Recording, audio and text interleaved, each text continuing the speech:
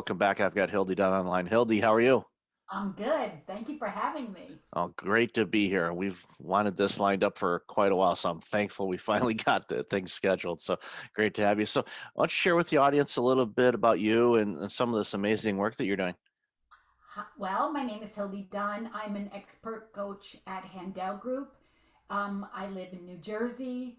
I have three grown children, three grandbabies, and I just love the work I do. I actually came to Handel Group as a client and so fell in love with the work and the results I got that I knew that this was where I really wanted to spend the rest of, sounds horrible, spend the rest of my days, but this is really the impact that I wanted to have on the world and help make a difference in the world is doing this work.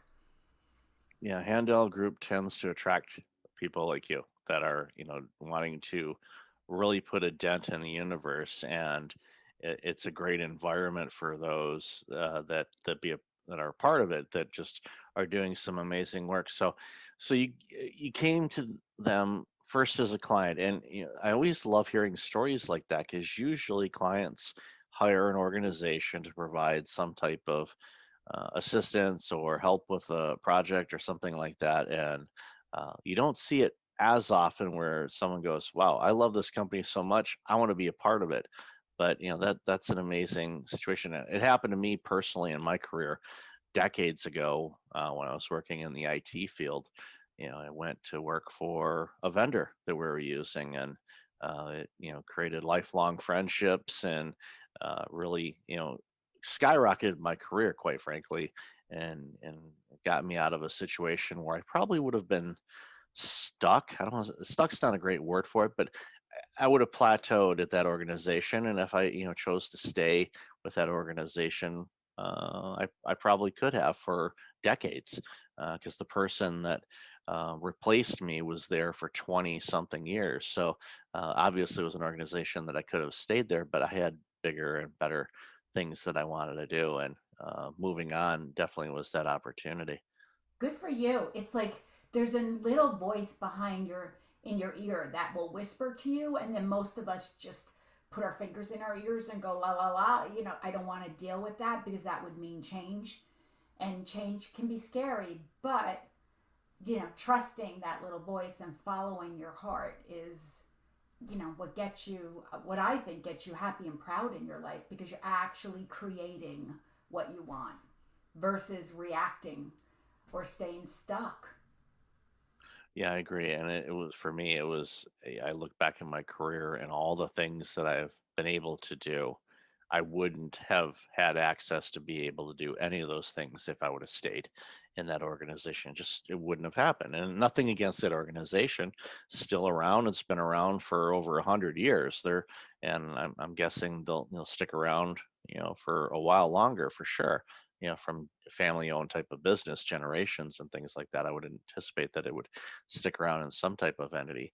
But for me, it was like, no, there's other things I'd like to do, and that's why I like going to organizations that give you opportunities to grow, even though you may not stay there a long time. Gone are the days, in many cases, other than what you just said with Handel, where people will stay at an organization for 25 or 30 or more years. Usually, you're there for a much shorter period of time. You're helping out, you're growing, but then you take that experience and you go help another organization because it keeps things moving. But I think the difference with you and this organization is the type of work that you do is constantly helping other organizations. So you're allowed to do that growth and helping others without necessarily, packing up everything and moving to a different office again and again and again. Yeah. And for me, it was just very interesting to see what I was willing to tolerate. And I think many of us are so willing to tolerate so much, which leaves us living a mediocre, like nothing, sometimes not good, but sometimes just mediocre. And we come to think mediocre is okay, like enough is okay. But actually, we're called to really be doing something bigger, constantly creating, growing, being on a bigger mission. And that takes a little bit of bravery sometimes. course. So, what are some of the things that you do with Handel Group and some of the client work? I mean, obviously, you don't need to share client names, but some of the things that you get to do that you really enjoy getting to work on. There's a I love just working with clients, helping them understand. Look, I think we're all great in certain areas of our life, and then my job is to cheer that on. But I want to focus on the areas that aren't going well for you, because when you can start to look at those areas and understand what's happening, what's keeping you stuck, what patterns are you repeating, it's like the light bulb goes on for people and they begin to understand what they're doing that's creating the same result. Like most of us, we don't get the lesson, it comes back and hits us a little harder. We don't get the lesson, it comes back and hits us a little harder. We don't get the lesson, oh my God, it really clunks you in the head, right? So, what I love to do is work with a client and then start to go, okay, what area? We take your life and we divide it into these 12 areas. So, we're talking about money, career, love, health and body, time, fun and adventure. I didn't even know fun and adventure was an area when I came to Handel Group. I thought that was just something extra bonus till I understand, wow, you actually need to, and that's an area to create. But what I do is take people and go, where are you suffering? Where are you tolerating? Where are you really not proud? And then begin to work through either, what's your thinking, what's keeping you stuck. Either it's your thinking, either it's the not taking the action. Are you really clear on what the next step is, what your dream is? So getting people to begin to articulate and get clear so that they can begin to create their own next step. I love the 12 step. I mean, we've heard 12-step programs and a variety of different things, but that is amazing because all of those things all are components of the wholeness of one. We are one being, and there are certain aspects of things in our lives that often get neglected or ignored or unaware that we should be focusing on that. Fun and adventure. I deal with organizations and people that burn out, and that's typically an area of the amusement park that they don't visit. They're not doing fun things. They're not having adventure. They're just grinding and working, and they're like, I don't have time for that. I'm like, you need to make time for that. It's a part of you. You need that. It's not a choice of, "Ah, I'll get to it." No, it's you need to do things that you enjoy, that are beneficial to you, because if you don't, then you're out of balance. And balance is a diminishing thing. You can never really get, or harmony is probably a better term that I should use. Your body is harmonious. There's all these things: work, life, the health, all the things that you work on. And if you neglect one of those areas, it impacts everything else. You think, well, I don't have time for that. Well, by you not spending time on that means you're going to be fatiguing over here, and then from there your health is going to start declining, and then all of a sudden your impact in the work isn't going to be as good, or you're going to miss work because you're sick. And the next thing you know, because you didn't give yourself time to have a little bit of fun in life, look what it's done. And now you're not only off of work, you're not well enough to actually go do anything that's fun. Yes, So it's a very, very difficult thing for a lot of people to necessarily grasp. It's like, no, this is the wholeness of you, but the wholeness comes with parts, and you need to maintain and take care of each one of those parts, because if you don't, the results can be, in some cases, catastrophic. absolutely. And most people don't really even tell themselves the truth about, how they are doing in each of those areas. So we actually have you take each area and rate that area and then think about what is the dream or what are you working for in that area. So now you begin to evaluate your life from the perspective of what do I really want in that area? And then where am I in that? What's the reality in that area? And from that place, now you can start to go, okay, where am I stuck and what's there to do differently? Or, where am I giving away my power? Right? Where am I, like, we love to use the word authoring. So where am I authoring versus where am I not authoring? So at Handel Group, if you're not authoring, we're going to call it being a weather reporter, like reporting on your life, like the weather reporter reports on the weather, like it's sunny in New Jersey, like it's raining in Toronto, like there's nothing you could do but bring your umbrella. And most of us report on our life like it's just happening to us. I just had to eat the cookie. I can't have a conversation with her. I'm anxious today. Like we report on it like we are giving away our power versus begin to get curious about what it is you really want and then what there is to do about it. Yeah, I love that analogy, because yeah, too often people are just reporting the weather and they're not making the weather. They're not making their own environment, making their own fun, making their own path.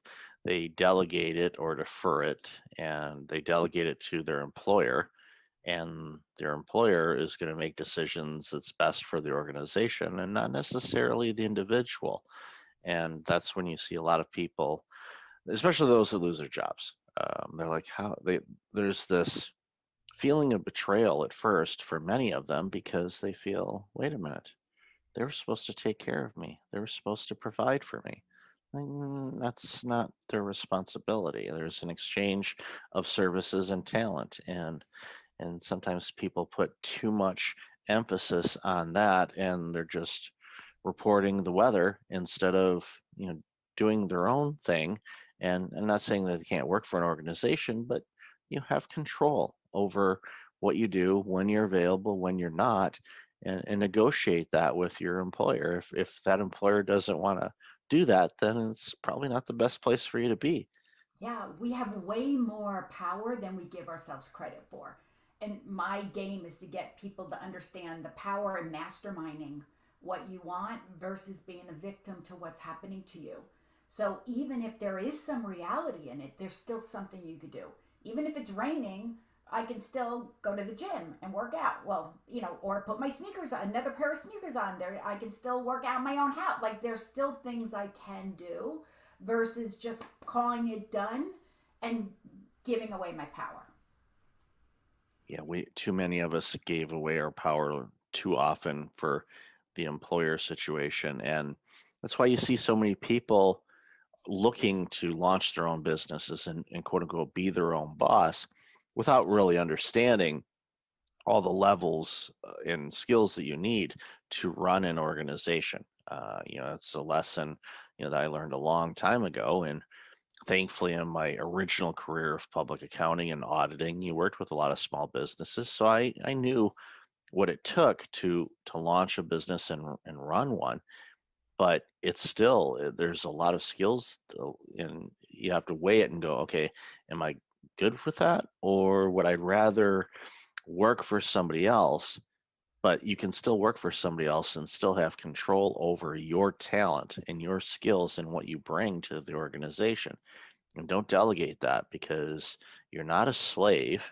You're an employee, or a trusted partner of that organization. And again, as I said before, if that's not how you feel, then even in a pandemic, there are plenty of other opportunities out there. You just need to know the right questions to ask, and the type of organization and the type of work you want to do. Yeah, that's important what you just said because most people aren't clear as to what they want, their why, right? So, one of the first things I do is teach you to start dreaming. Like, take that area of life and what do you really want? What does that really look like? What does it feel like? Not just a goal, but emotion, like some emotion in about how do you want to feel in that? Because now you're connected at such a deep level, it starts to wake you up to what you're thinking that's not in alignment with that dream or what you're doing that's not in alignment with that dream, right? So once you have that dream loud and proud in front of you, now you can hold everything up to the dream and go, is that thought I'm thinking, is that in service of that dream? If it is, yay, keep it. If it's not, out it goes. And let me create a new thought. Is that action in service of that dream? If it is, keep doing it. If it's not, what am I going to do differently that would be in service of the dream? So it's like a way to get back to authoring, but purposefully from, the aspect of thinking and acting. Such important stuff. And on the pre-show, we talked about something else that you're doing. So why don't you share some of that work as well? One of the other things that I actually really love doing is I love taking people and talking about, their last phase of life, like saying goodbye to a loved one. How do we really say goodbye to a loved one? Or from our own phases, with our own last phase of life, how do we have those conversations to beautifully wrap up, um, you know, what we need to say or what we need to do? So I work with people that have parents that are at the last phase of life, that, relatives. And part of my work is like, what do you need to say? What's your dream for that relationship? What do you need to do so that it's like a beautiful ending where it's all said and you feel proud of the dynamic and the relationship that you have with that person? So, that's another area that I really love. People don't think about offering that last phase of life, either from somebody else or from yourself. And so that is one area that, I've learned with my own parents and with my aunt and my uncle, the value of that, and how having those difficult conversations end up being the most beautiful, most profound conversations, that I might ever have in my life. It's such important work, and it's work that is going to dramatically increase over the next, I'd say, 40 to 50 years minimum because of our population aging. So many of us have parents that are approaching that end of life stage, and having those conversations and planning things makes things so much easier, more streamlined. And I've seen the best case examples of wills and living wills that are clearly laid out to the T of what needs to be happen, where, who goes where, type of thing. And of course, I've seen the complete opposite of that, where it's just complete infighting with surviving siblings, and I should get this and that, and no one wants to experience that type of situation. So that's amazing work you're doing. So as we continue our conversation, I wanted to ask you about um, inner you.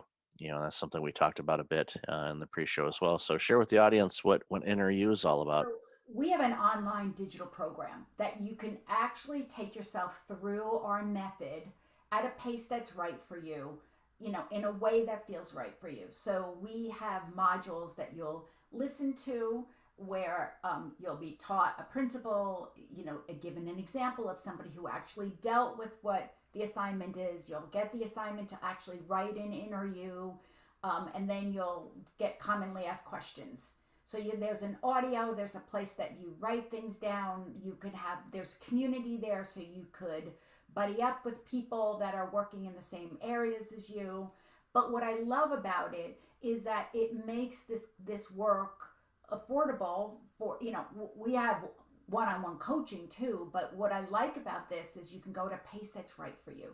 You can really take your time. You can go back and listen to a module again. It's yours for life, right? So the game is going to be get a dream, figure out what's getting in your way, get the right action, get the dream. Oh, now dream bigger. Like life is about playing for what you're creating. So what I like about the inner you is you have an opportunity to keep using it over and over again, because that's what life is all about. You're up against a challenge, you figure it out, you get your results. Another challenge comes or another area starts to, be a place you need to or want to evolve. So inner you is a great place for anybody at any phase to come in and start to do the work and continue to do the work. And it's affordable. And with that you get a free coaching session with the coach. So it gives you like a jump start so that you can actually keep using the method in all areas of life for now till whenever, as you keep evolving. It's critical, and with COVID has helped with this. I think before, some people were still a little, I don't want to say adverse, but not necessarily open to online learning, where COVID has really kicked that door down for good, and people are used to and actually enjoy the online learning because they love going at it at a pace that's right for them. The location, wherever they happen to be, it can be, on their phone or, at their home or wherever they happen to be, and they can get those lessons. And again, the fact that you go back to it is critical because there's been courses that I've taken. I'm like, okay, I learned this and great. And then it's like, you know what? I still have access that I want to go through part of it again, especially around this area of whatever that course was about. And notoriously, 10 times out of 10, I'll hear something I'm like, did they update that video? I don't remember that from before. But then I look at the notes and I look at everything. It's like, no, that was the same video you watched a while ago. You just didn't pick up on it at that particular point. So there's opportunities for you to go back and learn something. Go, wow, why did I miss that before? And there's obviously all types of reasons why, but at the end of the day, it's that continued growth. And when you do that, it levels up everything in your life, not just what you're learning, but there's other aspects of your life that really gets you going. And when you're working on you, that that's the biggest and best investment you can do. Yes, you can invest in stocks and hopefully make a bunch of money on it and all that, but when you invest in you, boy, the return on investment is, is the sky's the limit if not higher. Yeah, I agree because human beings are built on wanting to create and author. And I think that's what has us proud. And then that's what has us happy. So I think happy people get happy results, not get happy results and then get results and then you get happy. I think it's the other way around. The more we're doing the work, the more you're proud. I think the things we're most proud of in life are not the things that came the easiest. It's the things that we really had to put the stake in the ground for or stand for or work for. And so I love this pandemic has opened up the world to thinking more about what do we care about? How can you get this? What matters most to you? And where can you actually keep growing? It's amazing. I'm so thankful for the organization and you're working on this stuff. So, Hilde, I've loved this conversation today. Where can people find out more about you and this incredible work you're doing? You can go to Handel, Handel Group, handelgroup.com. Or if you want to learn more about Inner You, you can go to inneryou.coach. So INNER, the letter U, dot coach. And look us up. You can find me on our website. We love getting people happy, proud, curious. So, that's that's what makes me happy. It's awesome. And I'll definitely have that in the show notes. So, Hilde, thank you so much for your time and thank you for this important work that you're doing. Thank you, and thank you for having me.